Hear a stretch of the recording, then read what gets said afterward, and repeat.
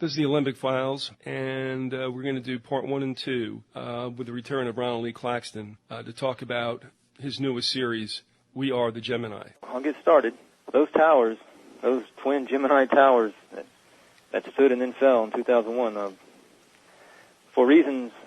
for astrological and numerological reasons, I see how they were meant to be brought down, which I began to call them the Gemini towers, and I see some deep symbolic reasons why those towers represent us as men and women. Those twin towers represent us, and that's what I'm here to, mainly this evening, that's what I'm here to point out. Let me ask you this, for those who have not gone back with us. There was something extremely spiritual, whether people want to believe it or not, what took place that day, to include the symbology embodied by Rockefeller's North and South Tower, correct or not? Yes, just go check out your show with William Ramsey. That helps set you off in that direction, certainly. Which one would that be? Do you remember? Well, you got a recent one, I think, back from April on the Alembic Files back in April. Okay, I'll take a look. No problem. And his older work too. Of course, I've read his book as well, Aleister Crowley, 9/11 and the New World Order. And those 4 flight numbers that we're told were involved, that's straight from Aleister Crowley. All right, and that would be 11, I guess, 175, yep. 77, and 93. Yep, and I have, certainly for 77, and certainly for Flight 77 in the Pentagon, and certainly for what I call Armstrong and Aldrin, or American Airlines Flight 11, I have, there's much more of a story there than I've ever heard pointed out. We don't necessarily have to get to that tonight because it'd be a little bit of sidetracking, but still, there's a whole lot of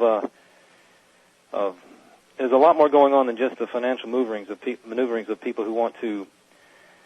There's a whole lot more going on there than just the geopolitical maneuverings of people who want to make money, and dominate the world. And we know that, and it is true. We don't want to go on that sidebar, but we don't know where people are going to come to as their orientation to what we're going to talk about if they get here at all.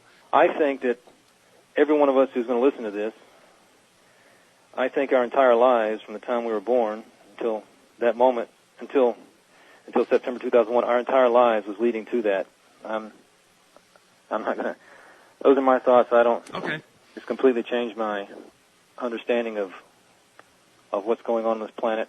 But that's kind of like the thesis, and you're going to show us how we'll get there. Is that true? Yeah, what I would like to do this evening is explain what I mean by We Are the Gemini, by the title of this first show, the title of this series. Okay. Okay, I'll quickly say that as far as the main method I've used to find this out is just astronomy software, and I can't make the astronomy software say what I wanted to say 2,000 years ago and then still be accurate for what's in the sky right now. Well, I can't really distinguish for you in a quick way what's the exact distinction between astronomy and astrology, because they do get blurred. Right. But I'm not an astrologer. I'm not a practicing professional or an amateur astrologer. But I see a pattern that keeps recurring with Jupiter and Gemini, and it has led to a completely different outlook of my life on what this life is all about and what's going on. And I'm not an astrologer, professional or amateur. I came from this as an outsider, but I do believe I know some of the real astrology. I mean, I don't have it all. I haven't cracked the entire code, probably never will, but I do know some of the aristocratic elitist code that's being used to time certain events that are related, and they all led to September 2001 with Jupiter and Gemini, and they may be leading to right now, between now and next summer, with Jupiter back in Gemini. So it's very timely. The people I in Montgomery warned us about, they believe in it and they act on it. So it is important to us because it affects our lives, because we are subject to the malevolence of people who despise us, and that's just a fact of life. If someone can't deal with that, then they might as well stop listening. All right, but our point is to the listeners, especially those who may be new. It's like, don't get all bent out of shape that we're talking about what might be considered astrology, because no matter what, but there are things that happen in this world that are beyond that we should be wary of? And would it not be sufficient to say that we should not be guided by this, but we should be aware necessarily of Satan's motivations and movements according to astrological benchmarks? But the interesting thing here is that both sides in this spiritual fight we are part of, we're in the middle of, both sides have used signs in the sky as messages or signposts to mark events that are going to be happening down here on this planet. So both sides are. It's a complete spiritual war that I see being shown to us up in the sky as certain things happen. I'll start with an important fact that really might as well start with probably the most important fact here, is that Ernest Martin, publishes his findings from the late 70s throughout the 80s and then on to the 90s, but in the early 90s, before 2001, which is very important, he publishes his findings that Jesus was born on the Gregorian date of September 11th in the year 3 BC. September 11th, all right, it's very interesting. And also, I'll put a link up for that because people can read that for themselves, because that book is also available online, correct? Yes, AskElm.com. Well, as far as I know, it still is. Well, I've got a second edition, 96. Well, early 90s. So it happened definitely before 2001. Yes, and nobody can say that. Well, nobody can honestly say that it's just someone looking to sensationalize the issue. So, right. And I'll quickly point out the astronomical information he used came from the Bible. He did also use. He was also what you could also call a historical, biblical scholar, I suppose you could say, and he had some information about the death of Herod the Great, and that helped him identify the year 3 BC. So it was some historical information, but the astronomical information was from Revelation, and then he used information about John the Baptist from the book of Luke, and that helped him narrow in on September 11th, 3 BC, and it was the position of the moon at the foot of Virgo on that evening of September 11th, 3 BC that is very key to what we will eventually be discussing, but won't be there this evening. So I guess we got that out of the way because that's probably the most important thing to mention first. Agreed. And, well, now we need to discuss Jupiter and Mars because I noticed something very interesting in the movie The Patriot. Given that John Valentini had pointed out, you had talked to him before at some point in the past, given that he had pointed out male 9 pounds, 11 ounces Gibson at the beginning of the movie weighing a rocking chair, and then he mentions it's 9 pounds, 11 ounces, that's perfect. So that was that movie was released in 2000. Well, given that, this is prior to 2001, Mel Gibson mentioning 9 pounds, 11 ounces, you could, okay, forget it, who cares? But then I noticed the matching astrology that goes with that, because when Martin goes to see Cornwallis, it's no accident that Cornwallis's 2 dogs are named Jupiter and Mars, and that's where we're picking up here, because Jupiter and Mars is Jupiter and Gemini, Mars and Sagittarius. That's the main. That is the main. From what I see, going all the way back to what would be the birth of John the Baptist. What is key that Gibson weighs the chair and he says 9/11, meaning 9 pounds 11 ounces. He says perfect. Is that correct? Yep. All right. But later in the movie, Cornwallis summons his 2 dogs, and their names are Jupiter and Mars. And all right, now let's break it down again. Why is that key in the whole structure of what we're talking about? Because I looked it up and I knew that was important, and I looked it up, and Jupiter is in Gemini. Jupiter was in Gemini, so you got to ask yourself, well, Gemini is interesting because of the towers, the 9/11 reference, and then Gemini and the Gemini towers, the twin towers, and then Jupiter. Oh, that's something I forgot to mention about Martin. He mentions Jesus is born on September 11th, but it's a Jupiter because of where Jupiter would have been in the sky and what it was doing. Jupiter, Martin reasons, is the star of Bethlehem. Jupiter, the planet itself, is the star of Bethlehem, the wandering star. So in this context, Jupiter being in Gemini, now you've got the twin towers, the Gemini towers, associated in this context with Jesus Christ because of Martin's work.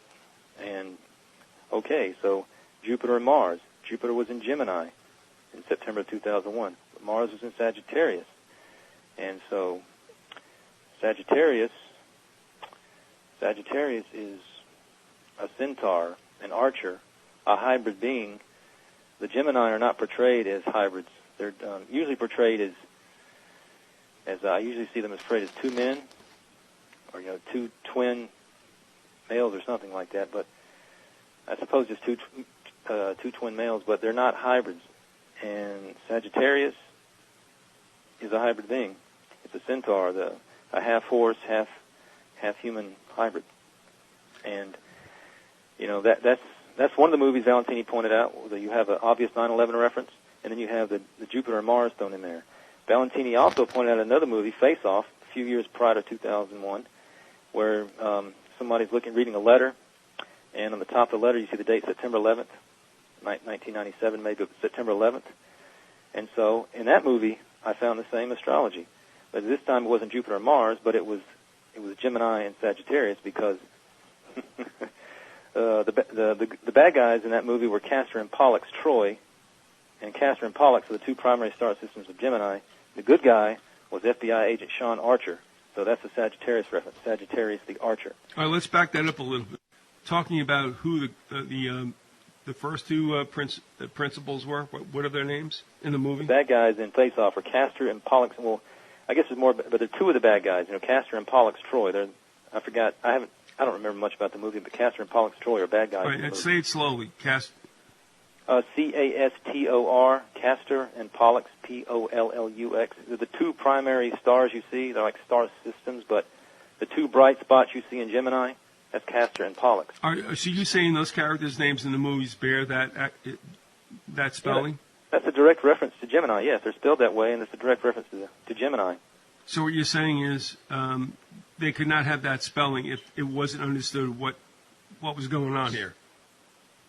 Yeah, I mean, you've got people who know what's going to happen, and they're mocking us, they're laughing at us, but they're also signaling to each other, or just like you say, winking and nodding at each other at our expense, because we're too dumbed down mentally and physically to know what in the world's going on. But in a case like this, also, for those of us who are kind of aware, I would never have picked up on that had not, yourself or Valentini had done that. So when we look at something like this, it's a situation where folks like yourself are saying, hey, look, take a look at this, and do we think it's actually accidental? Is that correct? Yeah, to me it's certainly not accidental, because you've got where they put a 9/11 either visually or they say it.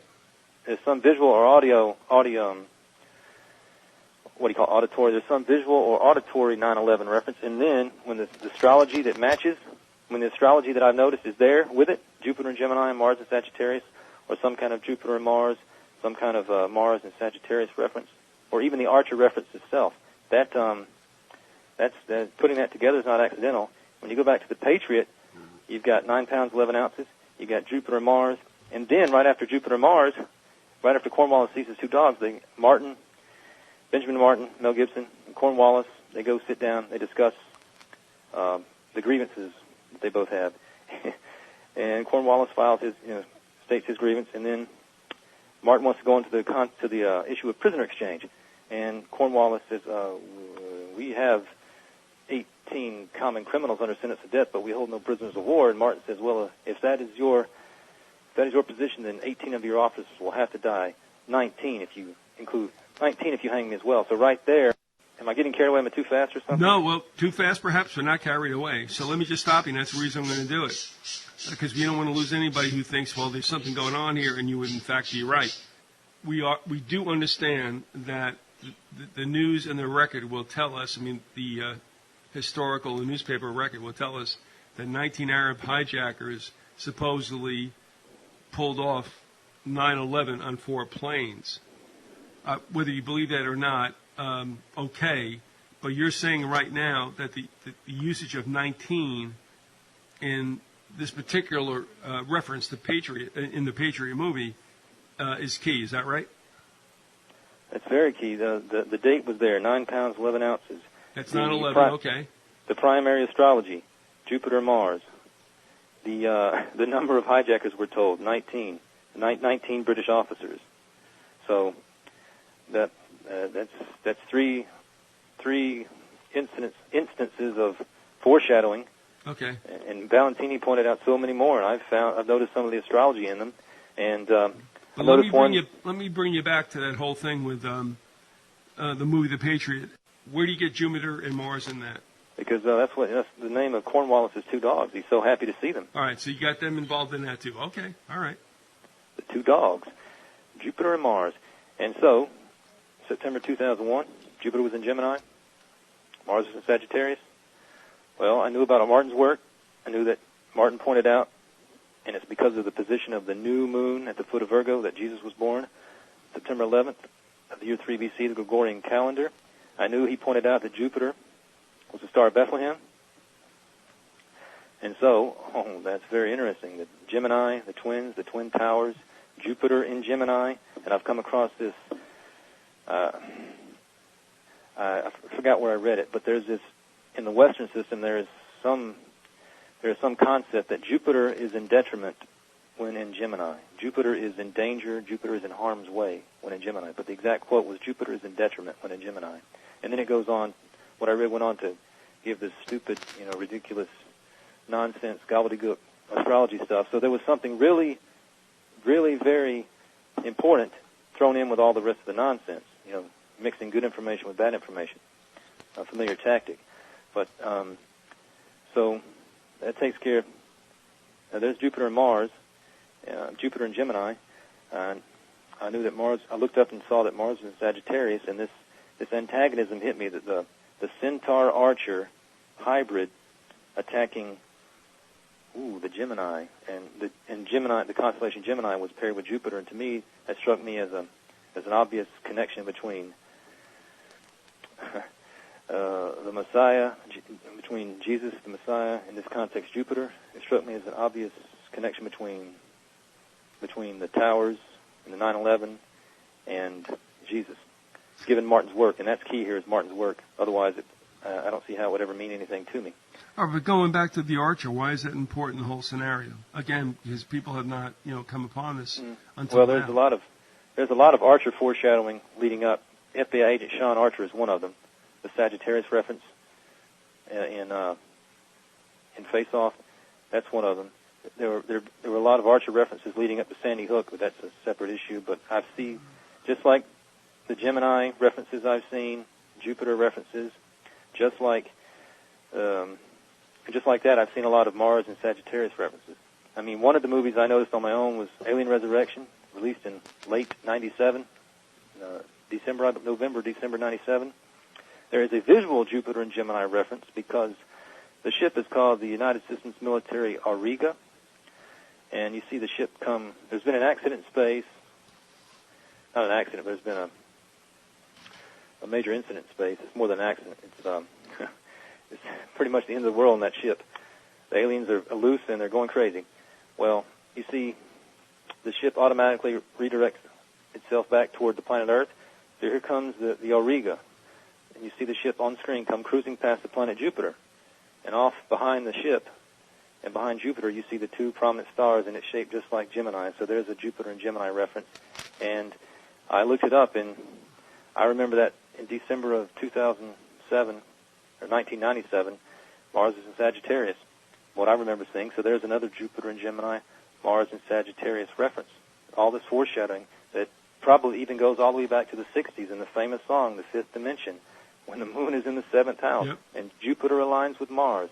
Well, in September of 2001, Jupiter did align with Mars in the correct way. Jupiter was in Gemini, Mars was in Sagittarius. So how is that related to Ernest Martin?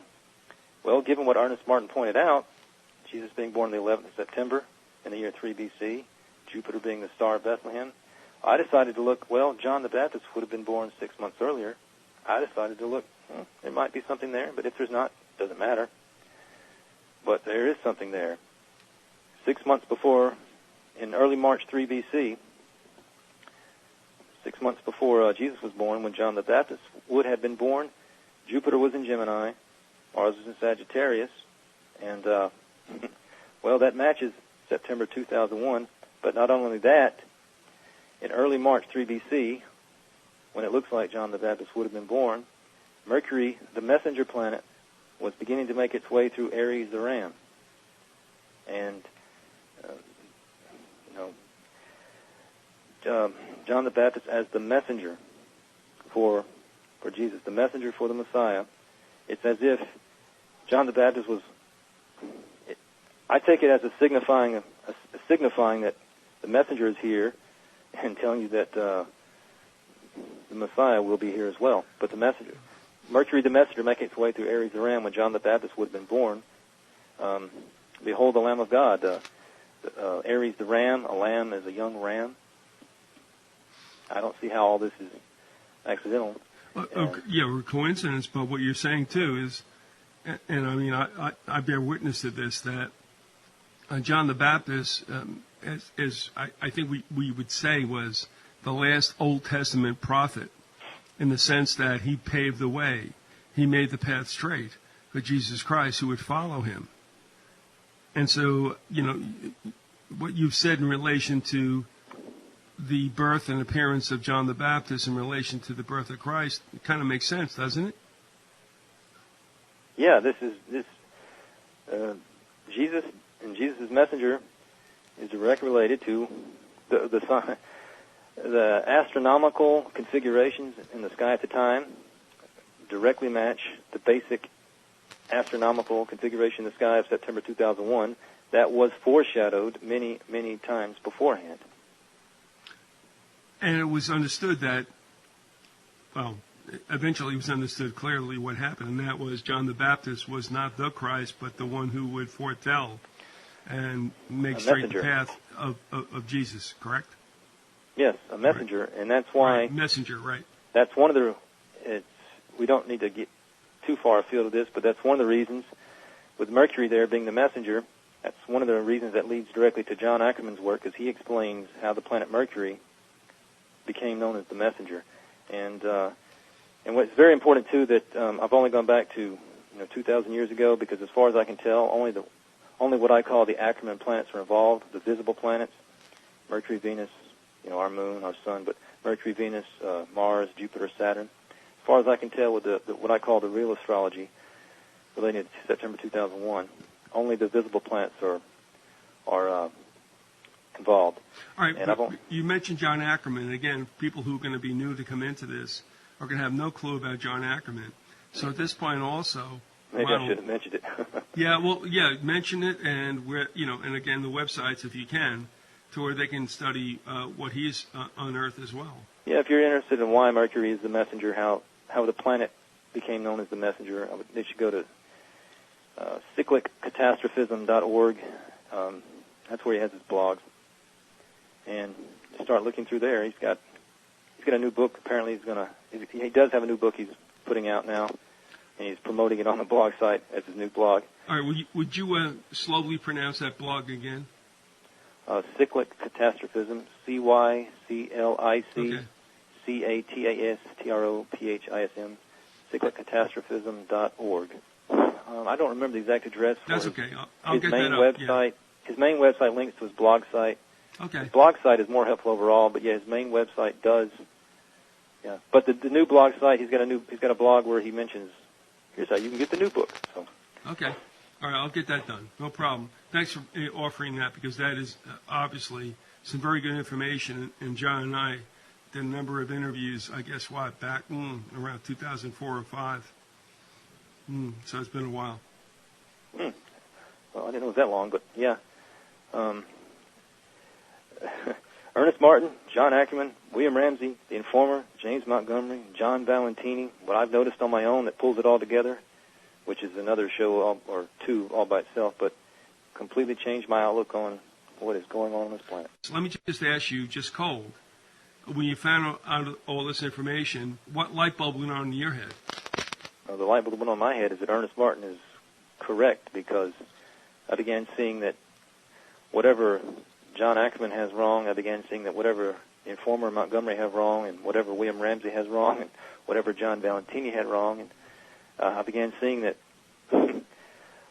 whatever they have wrong is insignificant compared to what they have right, and it all, I can't explain it all very quickly, so right. It all Okay. ties together and shows that the people, the people you've had on your show has been a conduit for real, solid information, and you're not putting out junk information, and certainly not.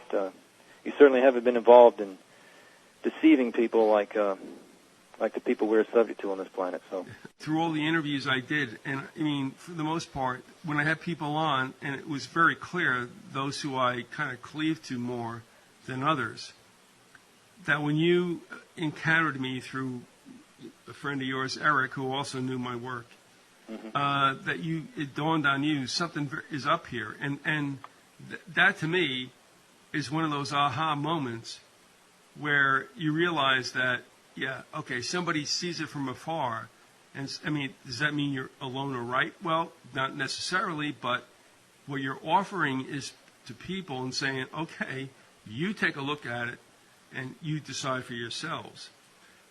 And that's, I think, where we've gotten now. John Ackerman, when I interviewed him a long time ago, and before he kind of got ill for a spell and came back, I mean, what he had to share was mind-blowing, but it was accurate. Of course, when the mainstream media doesn't pick you up, everything that happens that's not on the mainstream media, of course, is garbage, which is, in itself garbage. So, I mean, what we're dealing with right now, and I just want to, again, this is kind of a primer for people who have not heard you or perhaps me before, and that is, what we're telling you is the truth. And it may take a lot of, scraping through the minefield to find out. But if you do, then you have to make a decision for yourself as to what you think necessarily is going on. So, I mean, it's a long way to going about it, but this brings us back to where you came in also, because you started to realize that, as you just had mentioned, Ramsey, Ackerman, Valentini, I mean, their all works seem to converge on a truth which we would believe because of Jesus Christ, but I'll let you go on with that by all means. Well, I don't know I haven't met everyone, and so I can't say that the people I'm talking about here, the former Montgomery, Ramsey, Ackerman, Valentini, Martin, I can't say that they all believe exactly what I believe about my need for Messiah or how I relate to our Creator, to Jesus. So when they read from the Bible and they say, well, this right here means this, I'm sure you're going to have different opinions, and somebody might say, well, how can you be linking to their work when they said this about whatever topic, about whatever spiritual topic? But what I can say is the information they brought to your show, their primary information, it's overall it's solid, and it unifies, and I see it leading directly to September 2001, especially the Iron Man in Montgomery. So, and that's what I eventually we need to lead to, but won't be there this evening. But I guess I should probably get back to make sure I explain why I need to not quickly, but I want to make sure I explain. I think we've led up now to where I can explain why I say we are the Gemini. That's the title of this. Mm-hmm. And so I mentioned Martin's work, and I mentioned that the main antagonistic pairing of September 2001 was matched the birth of John the Baptist. So why do I say we're the Gemini? Well, the events of September 11, 2001 are obvious to me as an attack at the pairing of Jesus, in that context Jupiter. It was an obvious attack at the pairing of Jupiter and Gemini. To me it was, because Jupiter in this context is symbolic of Jesus, and I say Gemini is symbolic of us, and I say that because I would say we're men and women, the descendants of the first pair are the Gemini. There was one original flesh. This is from Genesis. One original flesh is made to be a twin pairing of a man and a woman, and then they have descendants. And that's us. I don't see how it's not us. I don't see how those twin towers did not represent us, because in 1966 The towers, I don't know when the construction began, maybe 68. But in 1966, there was probably, I don't know how many ceremonies there were that year for the Twin Towers, but there was one that was important, and that was in late August of 66. Jupiter was in Gemini. So those towers got going with Jupiter and Gemini. They came down 35 years later, 35 significant years later, which we'd like to discuss later as well. But they got going with Jupiter and Gemini, and they were raised to the ground with Jupiter and Gemini. And I'll point out how NASA's involved in this, and because the Mercury to Gemini to Apollo sequence of NASA in the 60s and early 70s, that is the story of September 2001. That is the astrological story of September 2001. If anybody doubts that there wasn't some funny business going on back then, just go to Wikipedia, enter Project Gemini, and then look at the top right and look at the picture you're looking at, the Project Gemini mission or program logo or program emblem. Just look at that picture and ask yourself what those two stars, Castor and Pollux of Gemini, just ask yourself, what do those look like? Given that the messenger phase of NASA's overall foreshadowing ritual, the messenger phase, the first orbiting messenger we had was John Glenn. The first acknowledged orbiting messenger we had was John Glenn, 3 orbits in February 1962. Right. There may not have been any funny business going on there. I think the Mercury program itself was part of the ritual, just the whole messenger phase. But the specific mission of John Glenn, he's on Friendship 6 or whichever space capsule he was on. But the fact that John Glenn was our first orbiting messenger, shortly before the towers got going, well, I do not see how in the world that it wasn't planned that he went back up in late 1998, at the age of 77. Hello, William Ramsey. I don't see how that's an accident that he went back up shortly before the towers came down as a ritual messenger. I don't see how that's an accident. What NASA was doing in the 60s, that is the story of September 2001, astrologically speaking, and the numerology is there too, which we'll probably have to point out too. It was not February 62. It had to be fairly early though, because Shepard and Grissom had just gone up in their suborbital flights, but then there was a big deal about John Glenn being the first American to orbit the. Yeah, I'm looking around on Wikipedia because I remember I was living in a place where it couldn't have happened in 62, at least in February. The main thing I was pointing out was the Project Gemini program, that picture, that the Project Gemini, what do you call it, an emblem, the program patch. Mm-hmm. I mean, I don't want to prejudice anybody's thoughts about if they go look at it, what they see, but oh boy, Project Gemini. I see it as no coincidence. I see it as no accident that, given the events of September 11, 2001, Jupiter and Gemini, given one of the groundbreaking ceremonies for the towers in August of 66, right, about 2 weeks later, with Jupiter and Gemini 11 lifts off. I don't see how all that's just the random meanderings of history. All right, let me clarify this because I don't want to leave people with a misconception. It said John Glenn became the first American to orbit the Earth aboard Friendship 7 on February 20, 1962. That's what you're talking about. On the Mercury Atlas 6 mission, circling the globe 3 times during a flight lasting 4 hours and 55 minutes and 23 seconds. This made Glenn the 3rd American in space and the 5th human being in space. So I stand corrected. But I remember that happening, and I remember watching the TV while he made the 3 passes. I mean, that was really big deal in the old TV days. And understand, in February 62, this child was 10 years old. Yeah, but do you see what's going on? I mean, NASA put a messenger. You can go read John Ackerman's work about Mercury, the messenger planet, why it is the messenger. So that was shortly before the towers got going. That in itself, you figure that's no big deal because, somebody's got to go up, right? Somebody's going to orbit the planet first for the Americans. Well, why did he go up again in '98 on the space shuttle?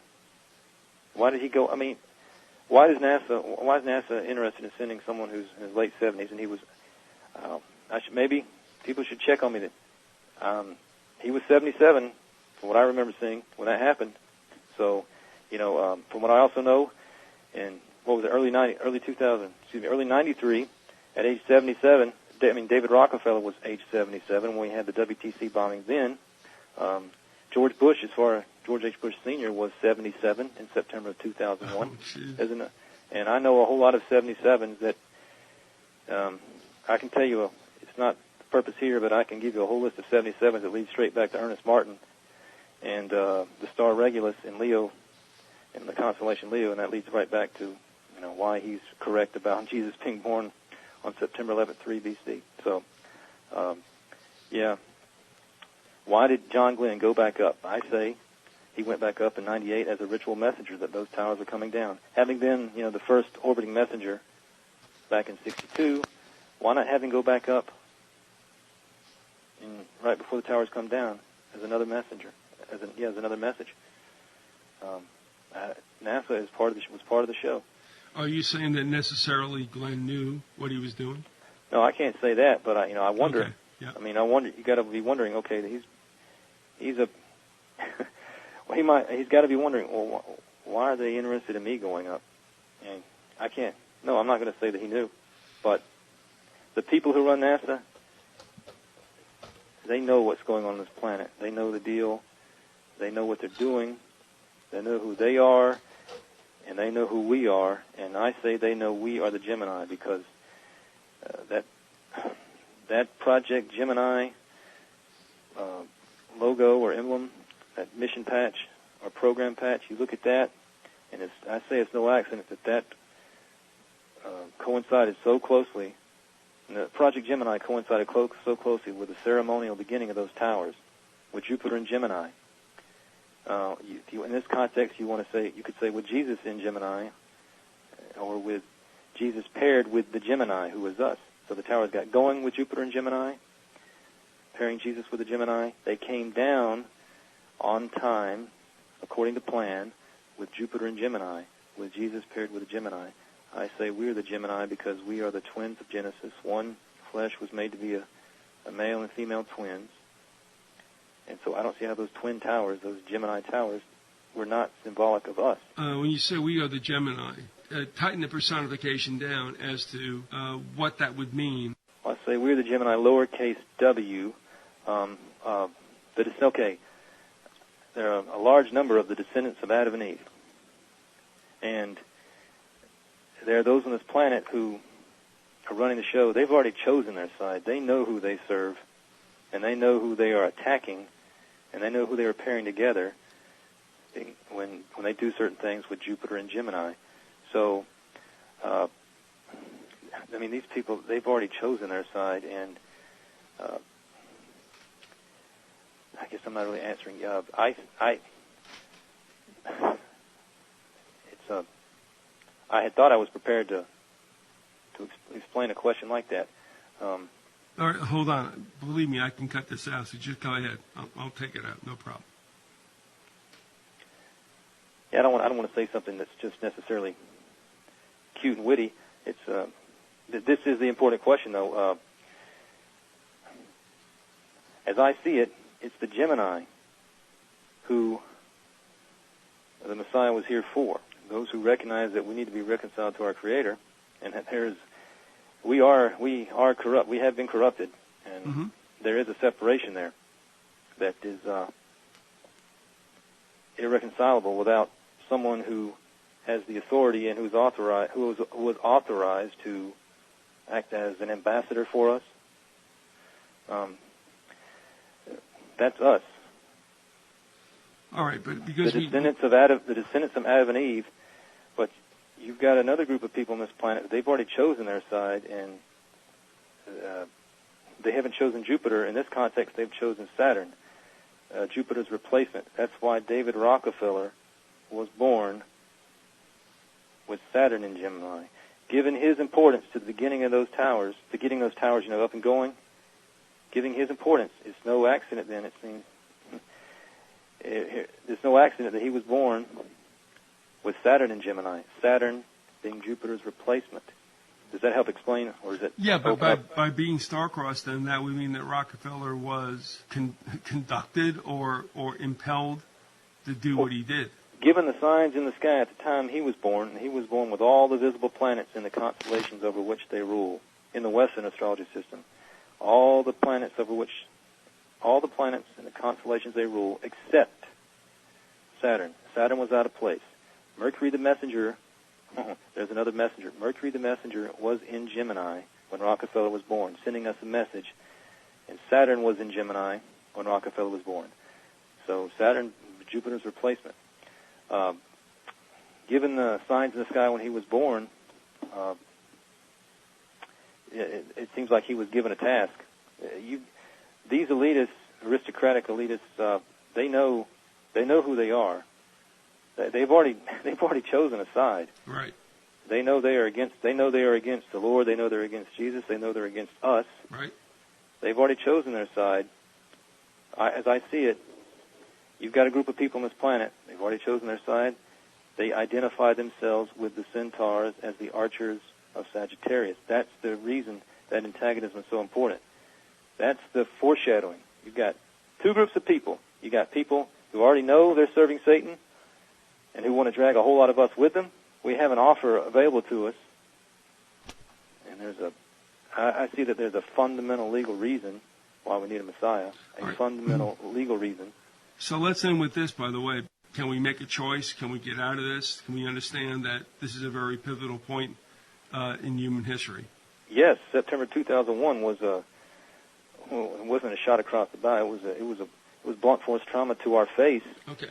That you've got a group of people who identify themselves as different from us. They know the spiritual side they're siding on, and by calling us the Gemini, no, we should not. I'm not saying let's get involved in all astrology and become astrologers. What I'm saying is you've got a group of people who, as I see it, they're calling us as separate from them. They're identifying themselves with the centaurs of Sagittarius, and they're identifying us as the descendants of Adam, who,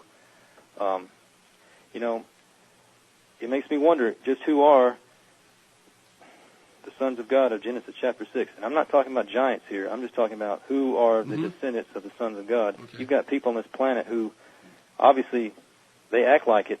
They believe they're better than us. And, I don't want to scare anybody, but they do want to kill off as many of us because the Georgia Guidestones were not installed and in place just for the fun of it.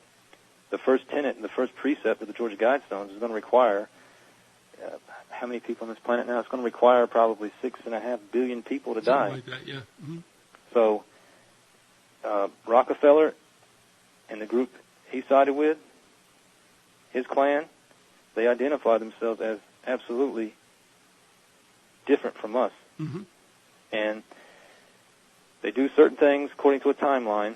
Two of them were the beginning of the towers and the end of the towers, 66 and 2001. Jupiter was in Gemini. Well, given that Rockefeller was born with Saturn in Gemini, there's a replacement. As I see it in this context, Saturn is Satan, and Satan is certainly bent on severing the pair of Jupiter in this context, of Jesus in this context, with us, who I say we are the Gemini. So Saturn is Jupiter's replacement. You're talking about you're talking about people who are going to end up following. You've got Messiah and you've got anti-Messiah. I would rather be one of the Gemini and follow who I see as the Messiah, who was here as I see it, for a fundamentally legal reason. And you've got Satan or Saturn in this context, who wants to sever that tie and drag a whole lot of us down with him. So I hope that explains it well enough. Yeah. In the first show we just did, I'm trying to further make the case that, as I see it, there is a group of people on this planet who they definitely consider themselves superior to us, and they, astrologically speaking, I've noticed that they certainly they seem to be identifying themselves as different from us. They identify us as the Gemini, and they identify themselves with Sagittarius. So what I've noticed is that in the novel 2001: A Space Odyssey, I mean, I've read the novel and I've seen the movie, but I'm going to be discussing right here specifically from the novel because I've noticed what it appears to me is that Clark is actually pointing out the Sagittarius, the group of people identifying themselves with Sagittarius, and the Gemini, the people that they identify as I guess that's us, the useless feeders, and the little people. So you have to think back to the movie. Moonwatcher is the ape at the beginning who touches the monolith and gets the special knowledge and then gets the bright idea to pick up the bone and use it to hunt with, and then to eventually kill another ape. Mm-hmm. Well, in the first chapter of 2001: A Space Odyssey, Moonwatcher and his tribe, they've been out not hunting, excuse me. At this point, they've just been out gathering food, and Moonwatcher had come across some honey. And he's licking his fingers, and he's on his way back home to the cave. And Clark mentions that he's content as now as he's probably ever going to be. But his contentment vanished when he reached the stream. The others were there, capital O. They were there every day, but that did not make it any less annoying. And he mentions here there were about 30 of them, an exact quote, and they could not have been distinguished from the members of Moonwatcher's own tribe. So, he calls Moonwatcher's tribe, I'm going to point out to you here in a moment how that's directly related to Dave Bowman and Sagittarius, that line of people. But here, Clark is referring to the others with capital O. And they could not have been distinguished from the members of Moonwatcher's own tribe. Well, that's what we got going on this planet. Well, how so? We're all people. I mean, these people who hate us, they have blood in their veins just like us. They eat like us. They drink like us. They have to go to sleep. They have to use the bathroom. You know, they could get a headache. They could get sick. They're born. They die. They look like us, but for some reason, they consider themselves superior to us, and they think it's their birthright to domineer over everyone else who is not of, I guess you could say, of their tribe. Well, could we say that they've been kind of successful? Oh, they've been extremely successful, yes. Mm-hmm. Right. And they've done a great job of. Unfortunately, we've helped them too, but they've done a great job, and we've done a great job of helping them dumb us down in every way possible. And that's the sad state of affairs on this planet. All right. So this is the ongoing situation we have right now. Yes, and I see that Arthur C. Clarke was describing in 2001: A Space Odyssey in the novel. He's describing the class distinction that I've noticed when it comes to the primary astrology of September 2001. And so Moonwatcher is one who's going to. Moonwatcher is eventually. He's going to. Well, let me just say this. Moonwatcher wakes up in the morning. What was this? This thing wasn't there last night. He wakes up, and in the movie he touches the monolith. Well, in the book it's very specific. The monolith grabs individually each one of his tribe. The monolith grabs them. It grabs their mind, their attention, and they're helpless. And it teaches them things. And so it teaches Moonwatcher's tribe, but especially Moonwatcher, it teaches them various skills. I mean, they still have to practice, and they're still kind of, fumbly with it, but they're still they're not skilled yet, but as time goes on, they will develop these skills that they've learned. They've been taught in their mind. And a year goes by, and Moonwatcher's tribe has, Clark mentions that in the course of a single year, Moonwatcher and his companions have changed almost beyond recognition. Not so much physically, but the way they can use tools now, and they hunt with the bones, and they have small tools they can use. Well, but no utopia is perfect. One of the reasons Clark says that is because the tribe across the river, the others, capital O, they had survived and had stubbornly refused to die of starvation. And so what happens here is Moonwatcher, he and his tribe, to get to the point where eventually, think about the movie. They come upon the others at the little watering hole, Well, here in the book, Moonwatcher and his tribe, they bring their weapons. There's Moonwatcher plus 12 others, there's 13 of them. They come, they bring their weapons in. They're coming to kill. And they kill the leader. Well, Moonwatcher kills the leader of the others, capital O. So that's significant because Moonwatcher is directly related to Dave Bowman. Because after Moonwatcher kills the leader of the others, the other tribe, Clark mentions that, he's amazed in what he's just done. Now he was master of the world, and he was not quite sure what to do next. But he would think of something. So at the end, when Dave Bowman goes to the monolith, and he becomes the star child, the bubble baby, and arrives back at Earth,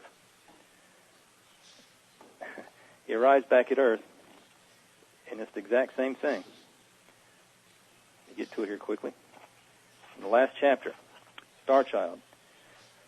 So the Star Child gets back to Earth, and there before him, a glittering toy no Star Child could resist, floated the planet Earth with all its peoples. I'm thinking these are the others, the rest of the others, capital O. But these are the little peoples. So he mentions that here come the nations of the world. They throw up their nuclear weapons at him because there's some big menace in the sky. But he became aware that a slumbering cargo of death had awoken and was stirring sluggishly in its orbit. But he's not worried about it, but he wants a cleaner sky, so he put forth his will and he detonates them. Then he waited, marshaling his thoughts and brooding over what his untested powers. So though he was master of the world, he was not quite sure what to do next, but he would think of something. That's exactly as Moonwatcher. Moonwatcher made the kill, killed the leader of the others, and he didn't know what to do next, but he would think of something. Well, here the Star Child is back at planet Earth, and just like Moonwatcher, he doesn't know what to do next, but he'll think of something. So from Moonwatcher to Dave Bowman, that's one lineage. They represent, well, because Bowman is a reference to Sagittarius. Sagittarius is a bowman, is an archer. Mm-hmm. So from Moonwatcher to Bowman as the Star Child, that's the lineage of the Sagittarius. And then, well, Moonwatcher, the original, I guess the progenitor of that lineage in here, in this novel, he killed the leader of the others. And then I see it as Dave Bowman. Here he's back at planet Earth, and he's going to... A glittering toy no Star Child could resist floated the planet Earth with all its peoples on. I think it seems to me that Bowman, the Star Child, is here to clean house, to get rid of the rest of the others, the little people. I mean, have I made enough of a case there? Because there's more. Yeah, Does that make sense what I said? Yeah, not a problem. I'm just wondering. I think the objective is to obviously dominate and depopulate and keep just enough around to do the wet work. Mm-hmm. I mean, I don't think they thoroughly want to get rid of the hoi polloi because they don't have to do anything. They want us to be the servants forever. And I mean, how do you feel about that? I don't think it's to absolutely wipe out. Yeah, and not that you suggested that, but I mean, that's their goal, to keep just as few around as is necessary. Yeah, I mean, I take the Georgia Guidestone seriously. The first first precept is to get rid of a whole lot of people. That's not there just for nothing. No. There are these people who identify themselves with the constellation Sagittarius, as opposed to us. As opposed to us, the Gemini, they do want to get rid of a lot of us. So if they enact the Georgia Guidestones to follow 2 through 10, I don't remember what they all are, but they all follow logically from number 1. They only work if you do number 1, and number 1 is you get rid of reduce the world's population down to around 500 million, and that will require, I don't know, roughly 6.5 billion people to be killed. Yeah, and everywhere you look, I mean, I don't know if you remember the famous Jacques Cousteau quote that came out quite a few years ago now, when he just glibly said, basically to preserve the earth, call it sustainability. you'd have to kill about 100,000 people a day. It was something like that. It was so insane I couldn't believe it when I heard it on the radio. So I went and took a look, and sure enough, there was the quote. It was in a UN magazine at the time. Yeah. I can't remember which it was. But every time you turn around, everybody's squawking. I mean, what's behind peak oil? Too many people, eventually. That's what it gets down to. Global warming, or whatever you want to call it, climate change. Get rid of people. Everything is geared to depopulate. Kill. Well, Ronnie, if you think about it, and this is something we are not, I don't think, we don't have in the forefront of our mind about the casualties that take place outside of war.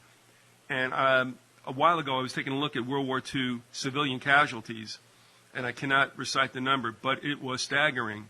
So when you think about it, what is one of the greatest and most beneficial money-making enterprises for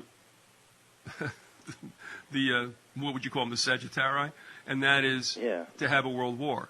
Because not only do you make a lot of money with the armaments and such and rebuilding after everything's been deconstructed, but you also take out not only the soldiers, which represent probably the healthiest of any of the country's population. This is why war is crazy too.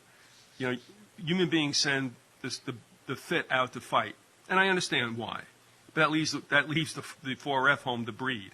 That is not looked at as a socio-biologically smart move, but that's what we do, and it happened especially in World War II.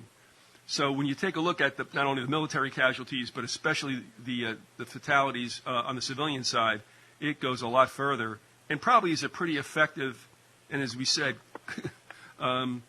financially beneficial enterprise for these people, and I think we have one coming in the not too distant future. We have to, because,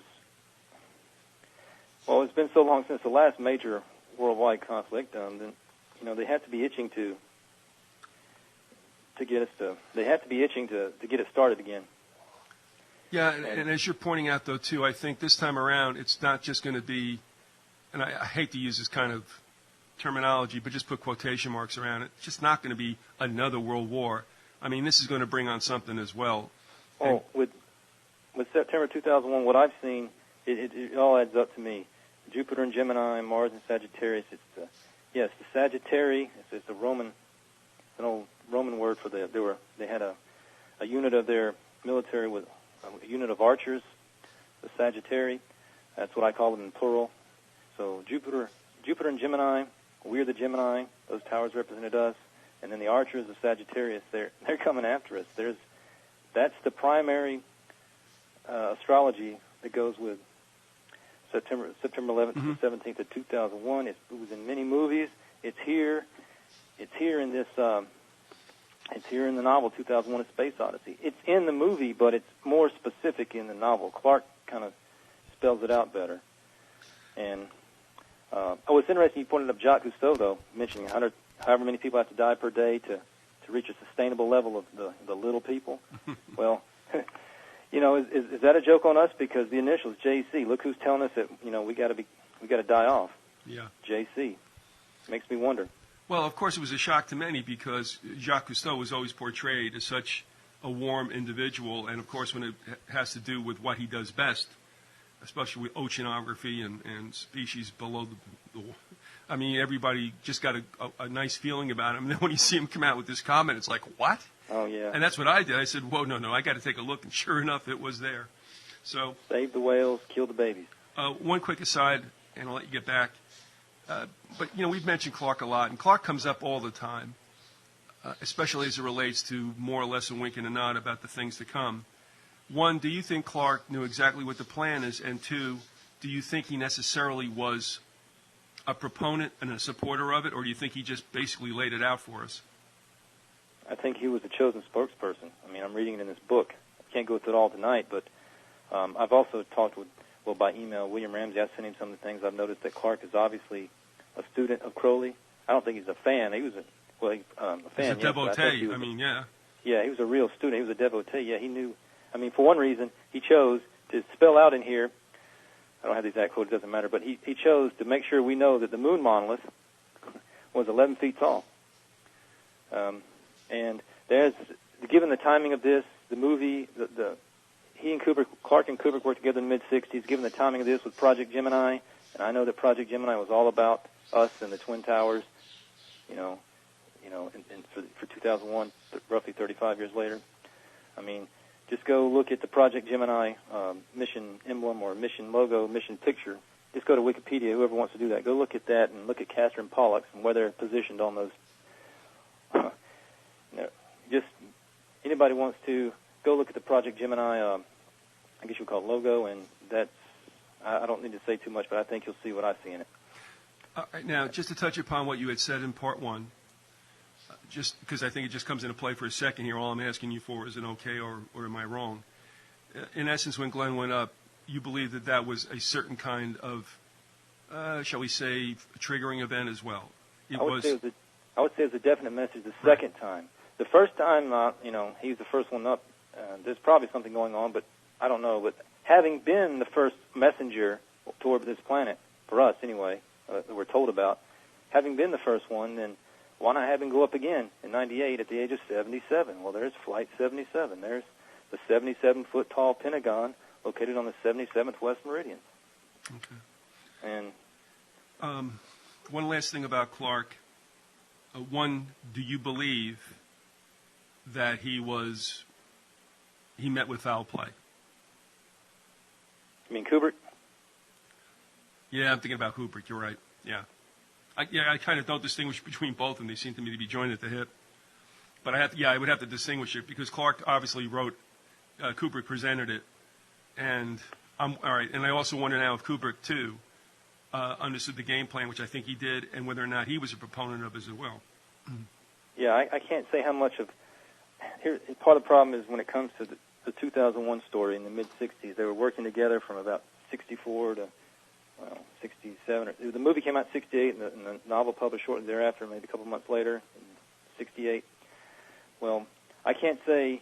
It's hard to tell how much of the movie was from Clark and how much of the book, how much of the overlap. It's hard to say how much of the movie was from Clark and Kubrick and how much of the book was from each one of them, because they started on, as far as I'm aware, actually I've read The Lost Worlds of 2001 where Clark describes, I'm hoping probably not altogether honestly though, he describes the creative process between him and Kubrick for this storyline, and they started out with the novel. They didn't go for a script at first. They just wrote the novel first, but then the novel ended up being published after the movie was released. So it's hard to say. I'm having a hard time teasing out who's. I think Clark is probably overall the one who had the greater awareness of the deep, dark occult elements that ended up in the story. But Kubrick was quite aware of a few things, and maybe at the end I could mention a bang, bang, bang sequence in the movie where he throws a lot in there right there visually, and then he throws in a little audio quip that's very interesting. But, yeah, I think Clark, I don't remember what the original question was, but Clark was definitely, Clark knew what was going on, he knew what he was doing, and I'm trying to get to the point here where I'll say that Clark was definitely a believer in who we would call the Messiah, and that's what the AE-35 is all about. Okay. But I mentioned Moonwatcher to Bowman, that relation, and another thing that says to me that Clark was deliberately showing how the year 2001 was going to host some event or something where you had the Sagittarius take aim, shoot their arrows, and attack the others, the little people. The reason I say that, there's another reason here because Dave Bowman is the one who goes through Dave Bowman is the only one who goes through the Stargate monolith. It's called a Stargate in the story, in the book. And he's the only one who goes through there at the expense of all the other astronauts who are on the ship. And when Hal mentions in Chapter 21, Birthday Party, when Hal mentions that, he mentions right here, sorry to interrupt the festivities, but we have a problem. So Bowman and Poole was talking with his parents. He'd had a birthday party. He was talking on the television screen with his parents back on Earth, but he's out on his way he's past Jupiter now.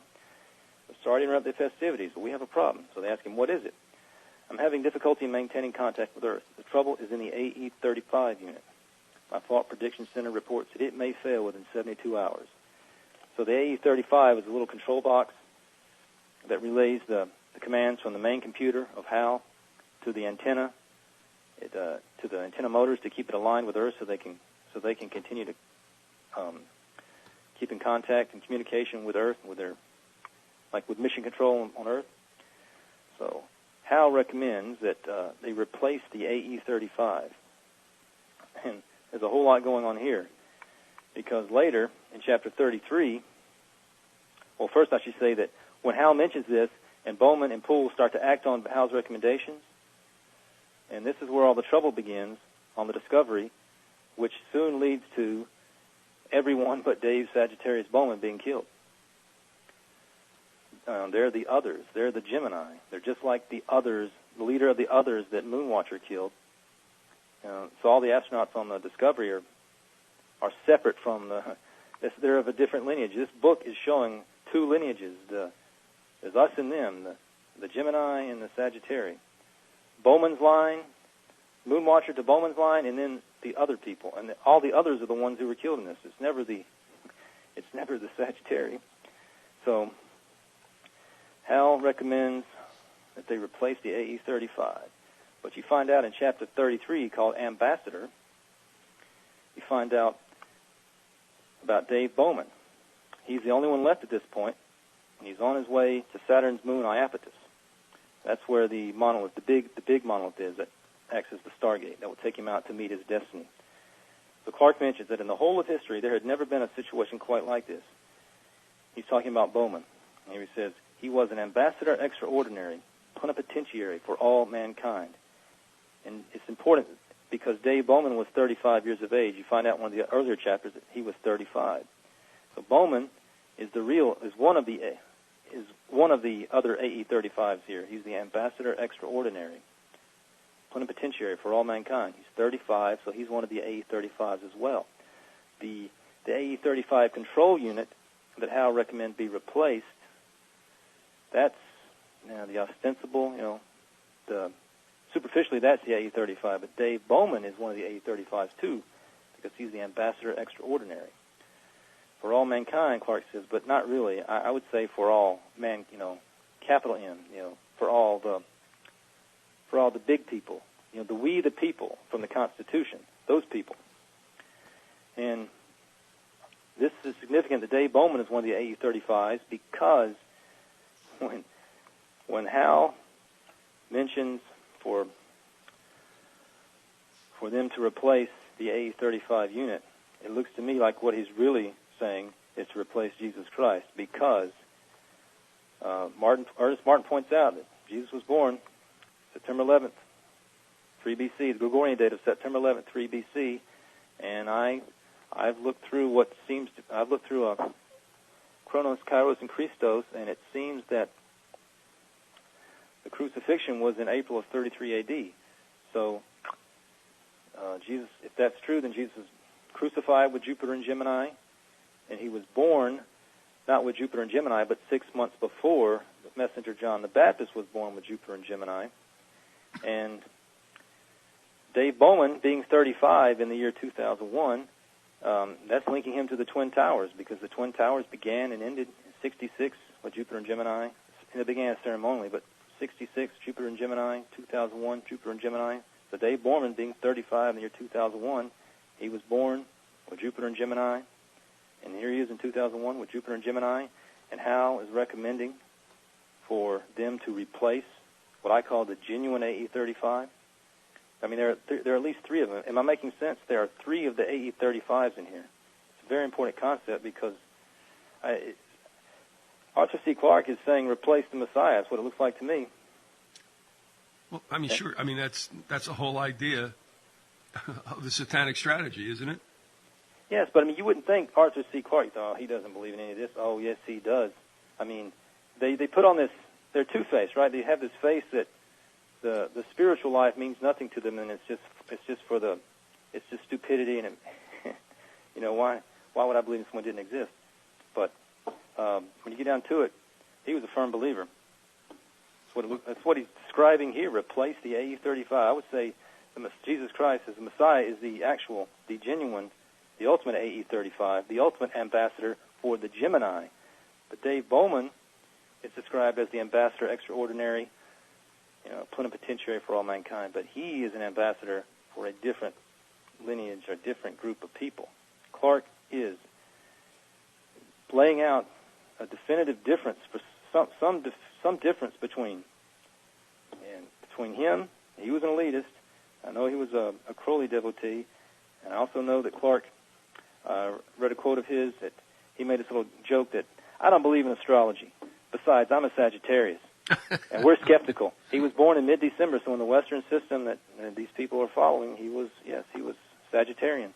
So he did believe in astrology, the real astrology, not the stuff you get out of the newspapers and to fortune so hopefully you're going to get some advice about your love life or whatever. But he believed in the real astrology. So that's what's going on in this story. He's pointing out two distinct types of people. He's calling for genocide, as I say.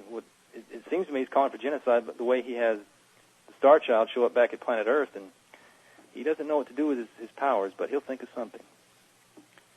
And I think the Star Child, which is Dave Bowman, who has transcended his mortal existence, the Star Child, the Bubble Babies come back to, enact the George Guidestones, or to get that going. And he's calling for the replacement of Jesus Christ. That's what's going on with the AE-35. There are at least three of them. There's the AE-35 control unit, and then that's used by Hal saying it's going to fail. And see, this is all planned by Hal. It's not real. Hal makes this up. The computer is lying. The computer makes this up and causes this, and it's just being used. It's being used as a plot-wise. It's being used as an excuse to get rid of everybody else on the ship but Dave Bowman, so he can go through the monolith and meet his destiny.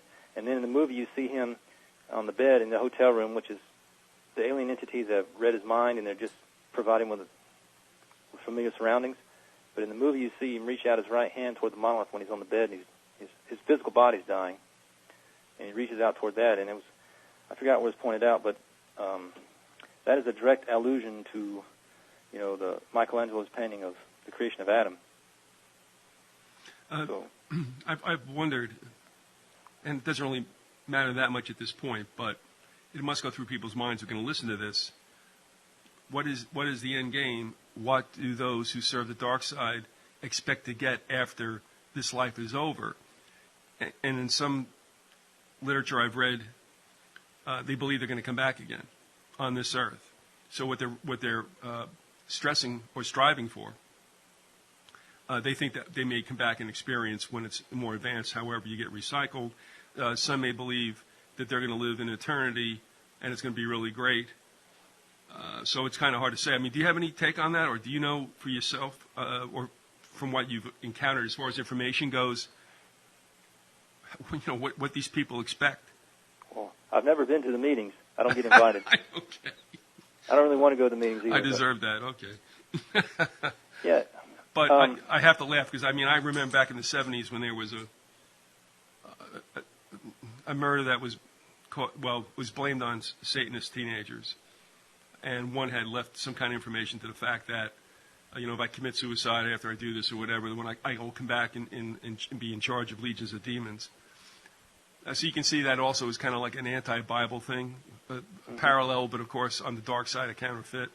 And I'm just wondering, and when I look at Rockefeller, I'm like, what is it all for? Do you believe you're going to live in some kind of Elysian field paradise afterwards for all your yeoman's work? I don't know. They got to believe there's something beyond this. They have to. Well, in the movie 2001, the way Kubrick shows it, that I guess that has to be what they ultimately believe. Are they trying to reconnect with, as they said, are they trying to reconnect with God? Or, the way it plays out is, Bowman reaches out his right hand and he's like pointing, he's like reaching forward, and here's the final monolith in the film coming toward him, and then he goes through it. It transforms into the Star Child there on the bed. But by making that reference to the creation of Adam, it seems, I don't. No, I don't think wanna- I don't. All right, and like I said, I don't want to put you on the spot there. This is something that's crossed my mind, and now you're talking about this. But no, what you just referred to, I don't think they're trying to reconnect to God. I think they're trying to make themselves as God, which is the whole. That's the whole. What would you call it? A sin that cast Satan out of heaven. Yeah, become to be As God. Yeah. Mm-hmm. So I'm sure that that's what it's all about. That you cut Jehovah out of the deal. That you yourself will be elevated to that status. I can also see how that is could be in how they might consider that the way it was shown on screen in the movie. I could also see how the Sagittarius would consider that as a new Adam, a new creation for a new age, or exactly. A replacement Adam. Mm-hmm. Right. To replace us, and that's what it's all about. When those towers were attacked, they weren't attacked, obviously. I say they were attacked by Armstrong and Aldrin, Flight 11, and not quite Flight 175, but we were, I tried to make a little Apollo joke there with Apollo 11 was Armstrong and Aldrin, and I think Crowley's AA is what influenced the choice of their initials, because Apollo 11 and 9/11 are synonymous. Remember, as I see it. Remember something also too, Ron, and that is there's something up there right now in its place. I mean, they put up the Freedom Tower, they call it. Now it's called another One monstrosity, World, huh? What is it called? One World Tower, or something like that now. So there again, if you think about it for another time, here you have the recreation. The two towers are down, and what do you have in its place is this thing. So we have a rebirth, if you will. Yeah. You referring to that email, or just something we talked about before? Really, all of it. Yeah, because I sent around a couple of emails recently. Yes, you did. Ultimately, those are all the things we're trying to talk about here. They don't have to come up all on the same show, but yeah, I do see. Oh, okay. As far as a birthday party on the 11th, in the chapter, let me get this thing open here. In the chapter here, chapter 21, it's called Birthday Party. This is where Hal recommends to replace the AE-35, which ultimately means to replace the genuine Messiah, AE-35, who looks like was at 35 years of age when crucified. In this chapter, it's called Birthday Party. That's where this is mentioned. And, so I could see how September 11, 2001 was a birthday party to replace the genuine Messiah. And, 7 days later on the 17th, which is important, and we can get to that. I was trying to build to that why the 17th is at least as important as the 11th. So, the 11th was a birthday party, and that seems to be a birthday party for Jesus Christ. That seems to be what Clark is saying here by having this in the chapter called Birthday Party. Replace the AE-35. That's Jesus here, and replace the AE-35 of Jesus. Replace that AE-35 with Dave Bowman, who he describes as the ambassador for a different line of people. And let me just throw this in there before you go any further, because I just want to get it out.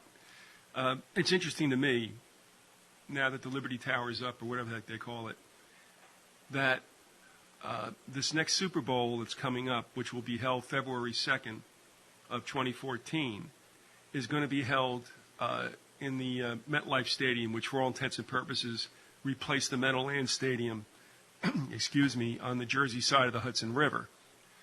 So it's a brand spanking new stadium, very luminous. And from that stadium, if you could look eastward, and you can on the west side of the stadium, you can see the New York skyline, and you can see the new Freedom Tower.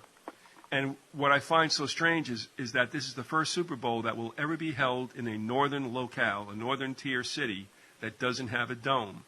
They're going to play this sucker outside at night in February in New Jersey. And I just think that is so bizarre. Because the next three Super Bowls are going to go back to warm climes, whether it's Glendale, Arizona, and then it goes to Santa Clara, California, and then it goes to Houston. But to bring this one out and play it, I mean, all the havoc that could be visited upon something like that with regard to a blizzard or bad weather or just single-digit temperatures, it never made sense to me. But I think of it in terms now of what's going on across the river, that this is something of, and I think you'll admit, I think probably the biggest machismo event in America is the Super Bowl. So, Yeah. and I've also had bad feelings about it because I'm wondering if something might go wrong there deliberately, if you know what I mean. And I'm thinking of the movie Sum of All Fears. So I don't know, but this is just kind of really strange. And It of is course, called the- huh? I was going to say, it is called the Empire State, and that's not accidental.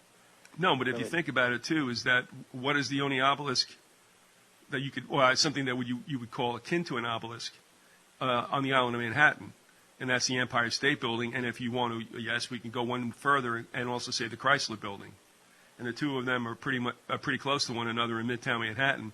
So yes, the Empire and the obelisk, and they were in touch, were they, on 2001, 9/11, Mm-hmm. and I don't think that's a coincidence. Since I noted it, I don't have a thorough list, but I've noted quite a few events that seem to be the Jupiter and Gemini timeline seems to be a pacing.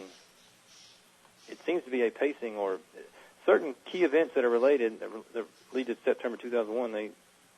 They often happen with Jupiter and Gemini. So I've wondered if something else was going to happen, like if there was going to be a false, what do you call it? A false flag event? False terrorist event. Mm-hmm. Yeah.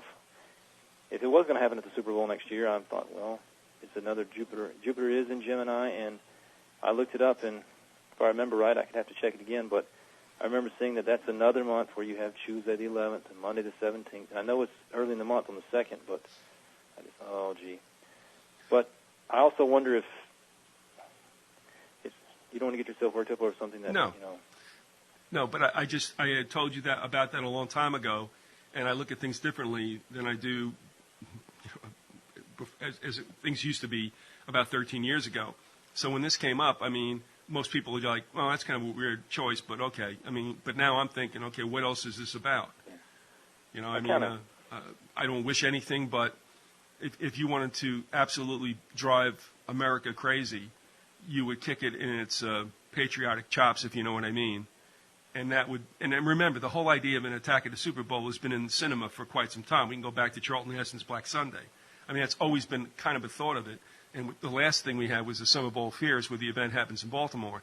But it's just one of those things that are kind of like out there, maybe in the subconscious. Well, the recent Batman movie, Gotham is portrayed. Yeah, It's New York City, basically, the way it's shown. And then Batman saves the day, but you do see, I mean, the bomb doesn't go off in the city, but he gets the nuclear bomb and he drops that over the ocean, but you see a nuclear flash. Okay.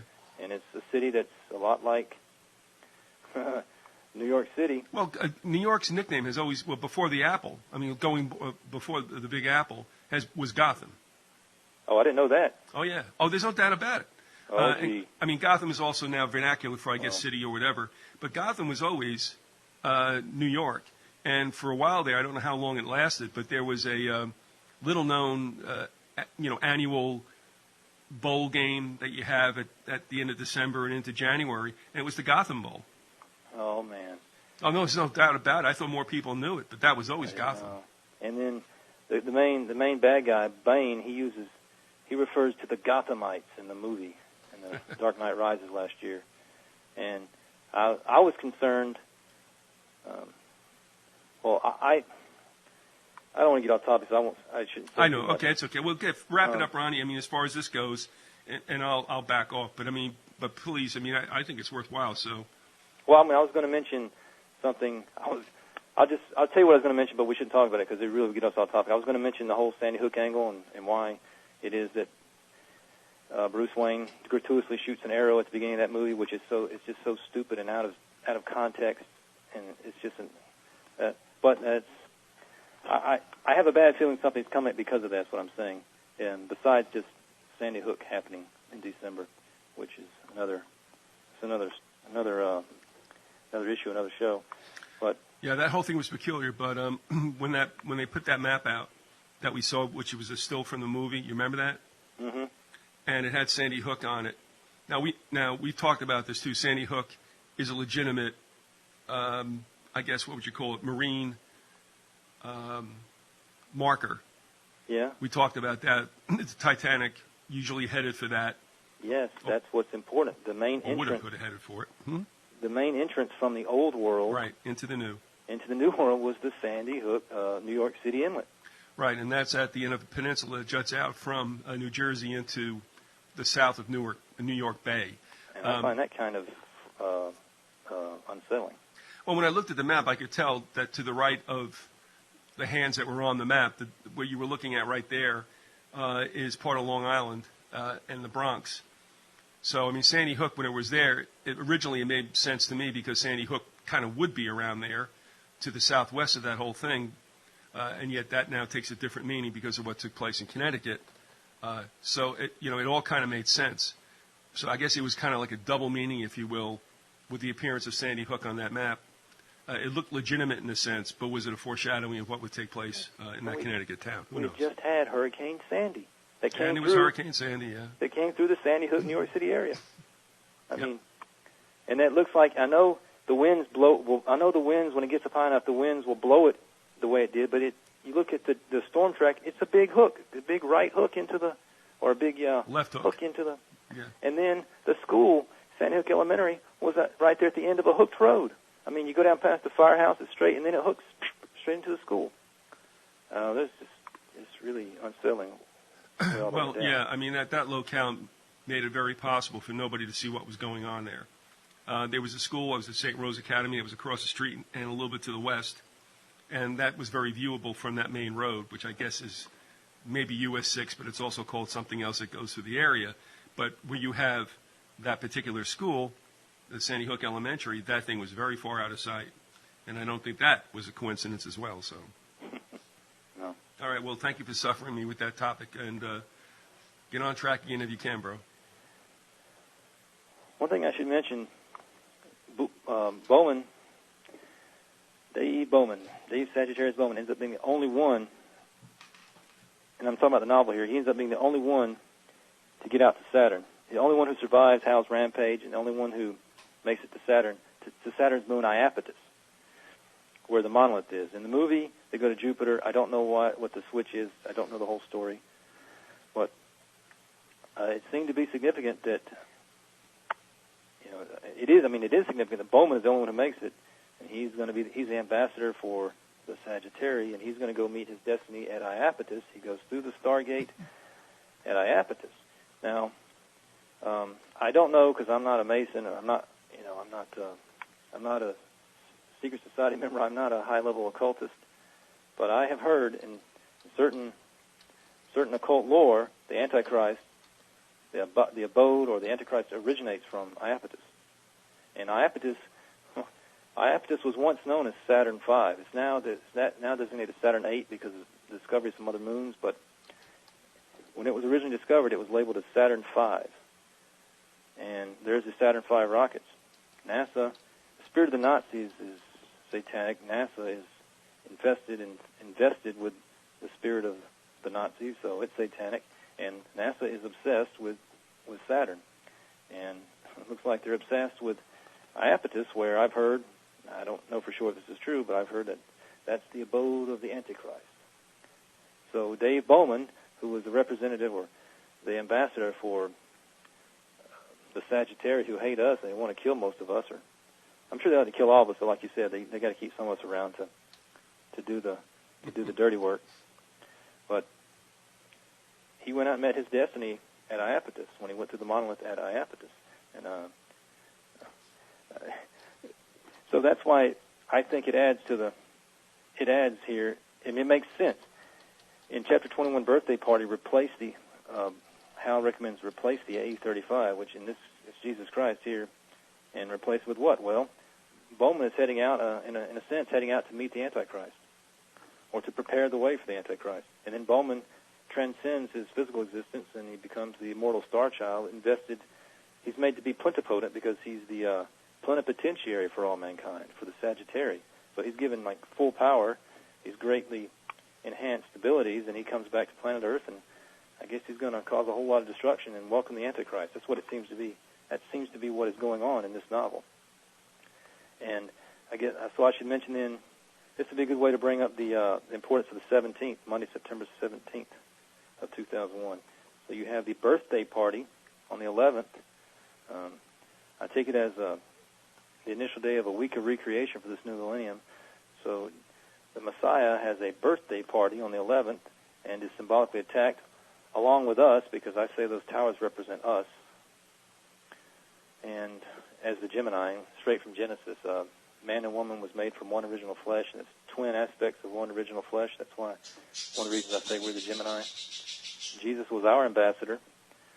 So symbolically attacked the Messiah and the Gemini on the 11th.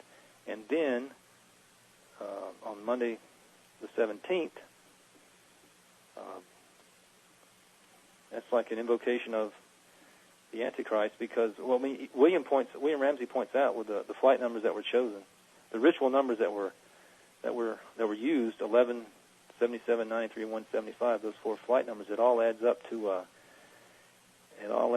an invocation of the one that Aleister Crowley chose to represent him. He mentioned somewhere, Crowley mentioned he wanted to be the chief of staff. He wanted to be Satan's chief of staff. So the spirit that Aleister Crowley lived his life to bring about, that the spirit of the age, that spirit he lived his life to bring about, that aristocratic revolution, that new aeon he wanted. I think it looks to me like it officially arrived on Monday, September 17th, 2001, and that's when Wall Street reopened. And then that's why I thought it important enough. I noticed that when our Constitution was signed in witness whereof on September 17th, back in 1787, the Philadelphia Convention, I thought, I better pass that along, because you get a direct hit. I mean, I think it looks to me like our Constitution was, all the people who signed it, no, not necessarily, but at some level, and the person pulling their strings is ultimately Satan. These people they know who they're serving. It looks to me like the U.S. Constitution was meant to be a trap. Yeah. And the trap would be prepared, but years later, over 200 years later at that point, I think it was, if it wasn't sprung, it was Monday, September 17th of 2001, which is, I call it Apollo 17th.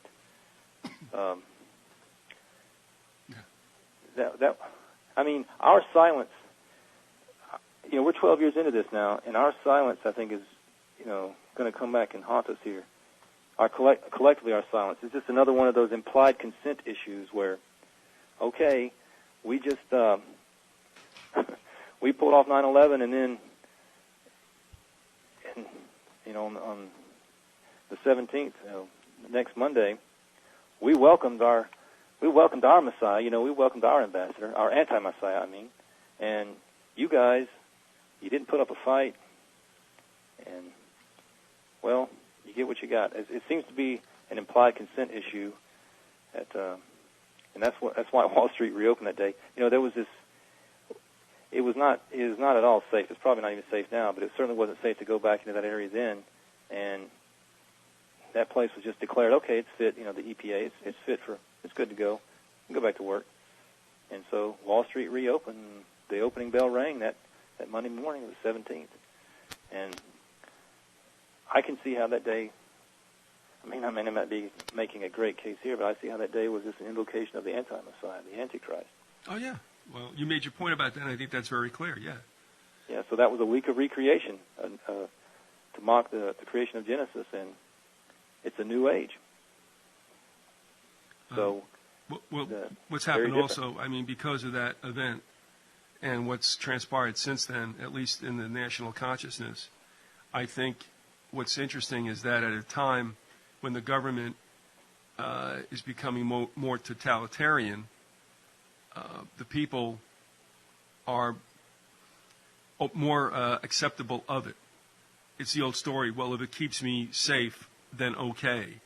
But you could be locked in a padded cell. That's safe as heck. It ain't much of a life, though. And I find that happening now. That's why there's this really strange dichotomy, where the more they talk about liberty and freedom, and that's the old story, that people have said. Whenever you hear more yapping about liberty and freedom, you can bet that it's being stolen from you just as quickly. And that's what's happening here. And of course, with this whole nationalistic bent that's taking place, which I think is also a psychological manipulation to get people prepared for war. And they need to hate somebody externally to leave the government alone. But I do find at this time in my life, I have never seen the government, no matter what administration, doesn't matter, it's an animal unto itself, become so despotic and the people be so accepting of it. And I was seeing that line from Gracchus, in Gladiator, where there was some nice zingers in that one. But Gracchus says at the end, give them death and they will love you for it. Well, that makes sense now. Yeah, after he'd mentioned how stupid we are, I see it when he said, the beating heart of Rome is not the marble of the Senate, it's the sand of the Colosseum. Colosseum, that's right. How bloodthirsty stupid we are with our pop culture. So. No, it's the sands of the Meadowlands on February 2nd, 2014. It could be the snow, though. Yes, bread and circuses and Super Bowls and lions and tigers and bears. Oh, my. Well, it's the old story, get small, stay warm, keep moving. Because it's going to become Nazi Germany. So. Yeah, we had a recent movie, Pontypool. You have a little brief. Somebody on the radio mentioned some Sandy Hook's in there. So there's this recent zombie movie, Pontypool, and there's some Sandy Hook foreshadowing in it. I don't remember what year was this, 2012 or maybe it was released early last year. I don't remember for sure, but it's before December of last year, and you get this little Sandy Hook blurb. But the main reason I brought the movie up was because the front of it, the tagline is "Shut up or die," and that's a direct statement to the people who are aware of how sinister and evil this world is and how much worse it's becoming, and the people who mention it. That little tagline on that movie, we're being told to shut up or die. That's the way I see it. I mean, it seems to me we're being directly engaged there. Not directly engaged, but we're being engaged. We're being told. I mean, I can't. I guess I would need 20 hours, but all the little messages I see that are aimed at us, people like us, we're a small subgroup, a very small subgroup of the Gemini. We are extremely small. There aren't many people. I don't think I'm superior to others, but most people do not seem to even be. Most people don't even seem to be aware that there's much of a problem. They know that the government's corrupt, but they have no idea how evil this world is.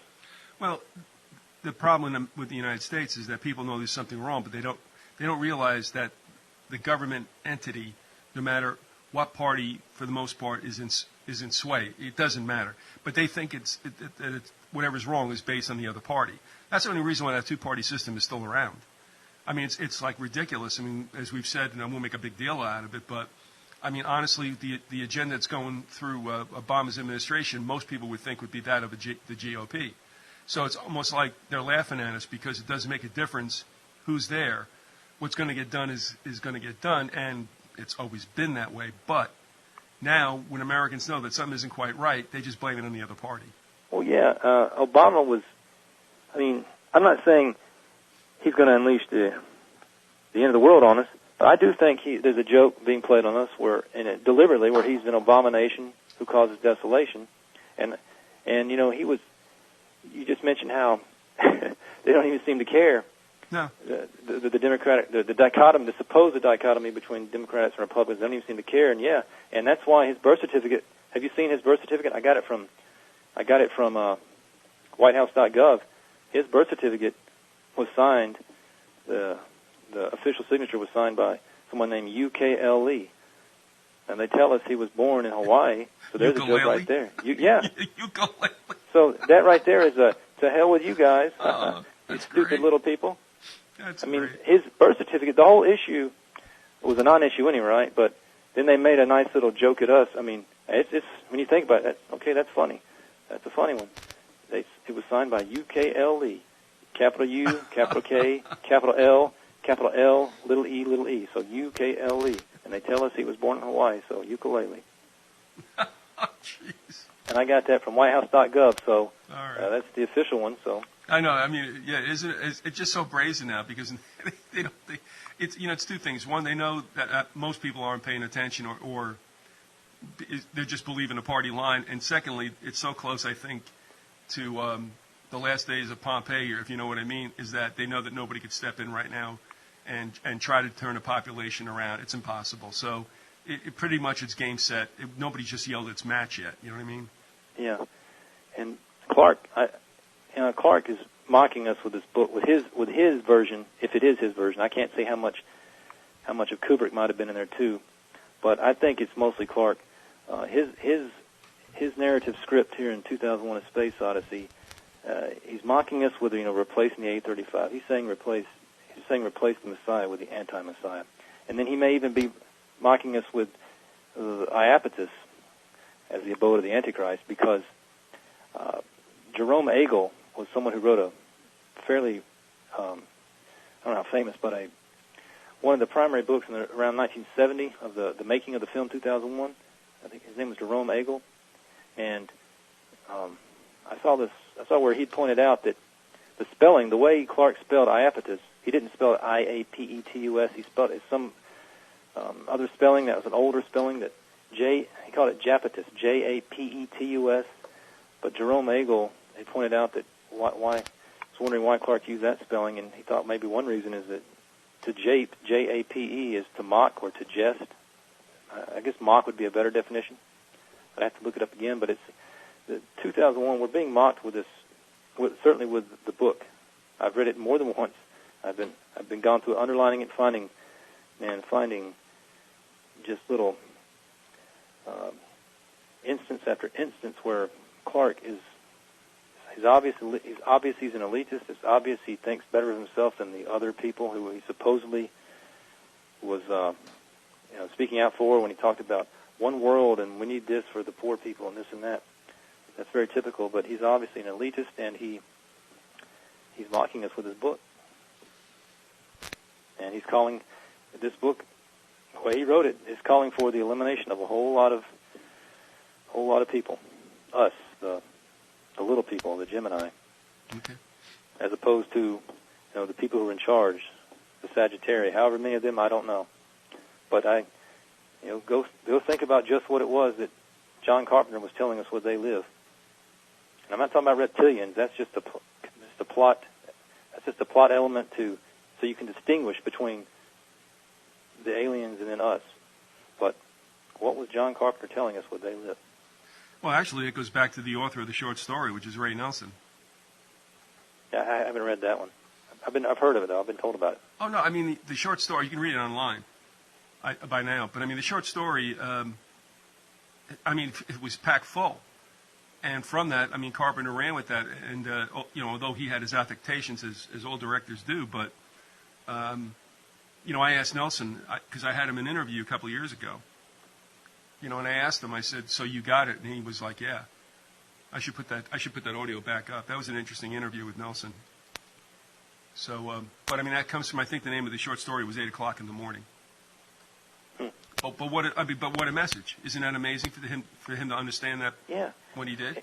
And Clark, in this book, in the first chapter, he mentions, he's pointing out in the book how there's two separate types of people on this planet, or he distinguishes between Dave Bowman's lineage and then the others.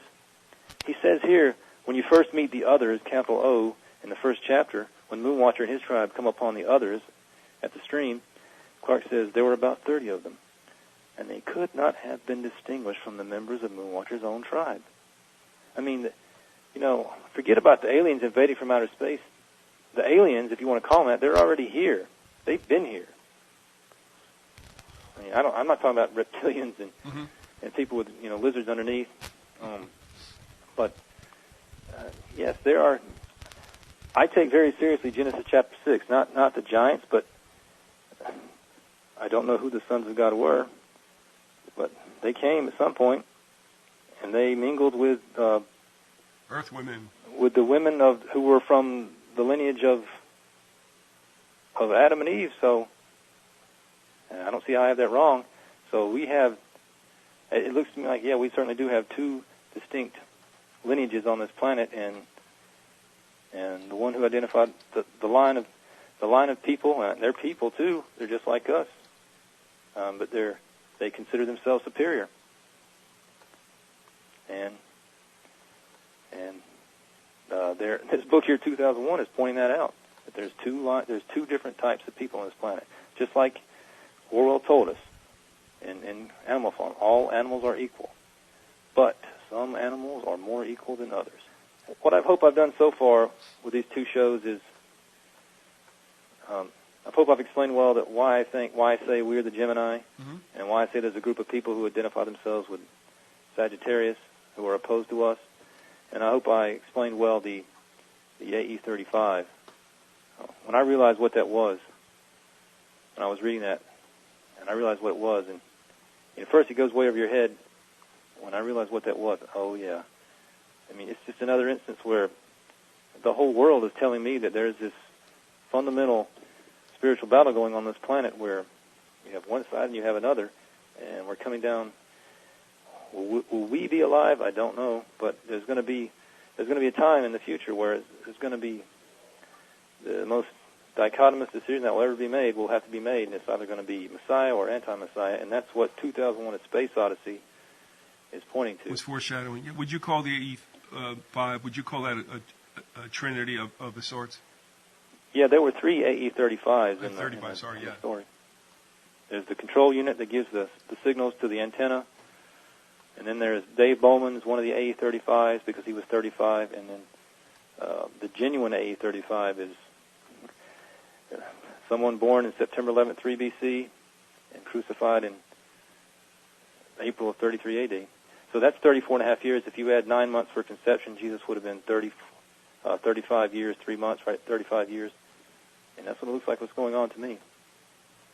Arthur C. Clarke was apparently a firm believer in the Messiah and the anti-Messiah. Well, and out of that, what it comes down to is you got to serve somebody.